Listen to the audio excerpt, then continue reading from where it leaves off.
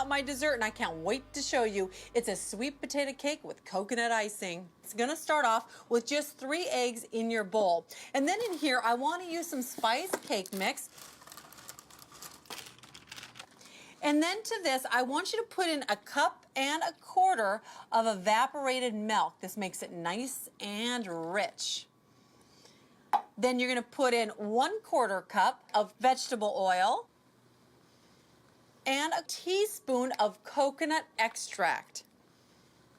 And I'm going to put 2 cups of my sweet potatoes into my cake mix. And don't you even worry if the marshmallows are still in here, it just adds to the sweetness.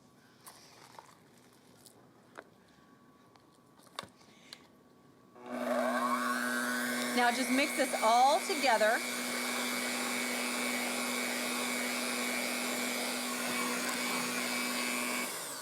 And this smells so good. Also, you know what else you could do? If you didn't have spice cake in your pantry, you know what you could use is maybe some carrot cake. That would be nice.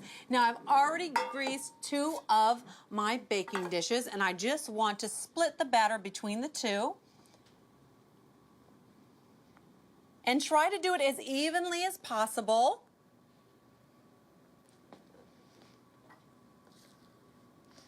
And get all that batter out. Now I just want to even this in my cake pan. This is a very thick batter. And these go into the oven on 350 degrees for about 35-40 minutes. Keep your eye on them. And I already have some cooling right over here. In fact, not only have these cooled, but I've already taken the tops off of these so they're nice and even. And when you frost them, they will be a perfectly straight cake.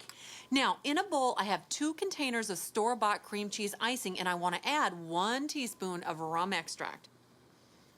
Just for flavor and to give it a nice little twist. Come in here and give this a stir and incorporate all that extract into the icing. Now I want to start building my cake, or I should say assembling it. The first thing I want to do is just take 1 of these and place that right on the bottom. And you know what? If you get some icing on your cake pedestal, it doesn't matter because I'm going to show you how to cover it up in just a second. So don't even worry about that parchment paper trick. But you're going to put a little bit of icing into a plastic bag. Just like that. And I want to come in here and snip the tip. Now, I know you've seen me do this to decorate cakes, but this is for a whole nother purpose. What I'm going to do is I'm going to duck this by just taking my icing and just creating a little circle around the edge. And the reason why I'm doing this is because I want to create a little bit of an area in here. I'm not going to fill this up with icing. What I'm going to put in here is my leftover cranberries. How is that idea? Pretty smart, huh? Take your cranberry jelly and just put these right in here like that. You know, the best thing to use is a sweet cranberry sauce. This is a beautiful fruit filling. And you know what?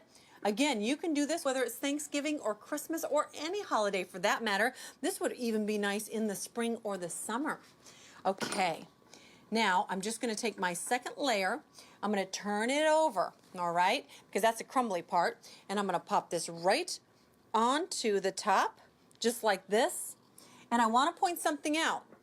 That cranberry jelly is not going to come out of the sides and get all in my icing. This is a very smart way to make sure that your filling stays in the middle.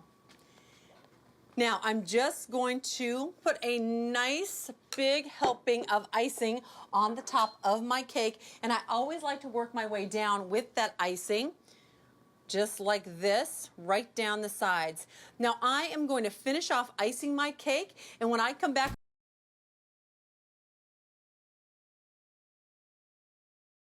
welcome back to Semi Homemade. Now I am just finishing up my sweet potato cake with toasted coconut.